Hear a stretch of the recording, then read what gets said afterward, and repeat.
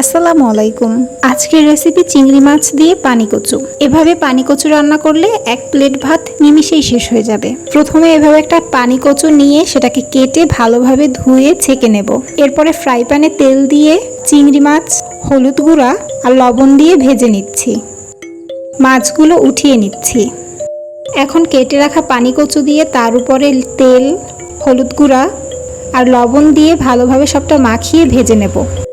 ভাজা হয়ে গেছে। এখন একটা কড়াইতে তেল, পেঁয়াজ বাটা, রসুন বাটা, হলুদ গুঁড়া, মরিচ গুঁড়া, স্বাদ মতো লবণ দিয়ে সবটা কষিয়ে নেব।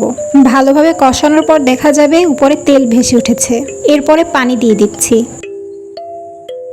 ভেজে রাখা কচু আর চিংড়ি মাছ দিয়ে দেব। ঢেকে রেখে মাঝারি আঁচে 4-5 মিনিটের মতো রান্না করে নেব। এখন দিয়ে দিচ্ছি বিলাতি ধনিয়া পাতা। তৈরি হয়ে গেল চিংড়ি মাছ দিয়ে পানি কচু রান্না।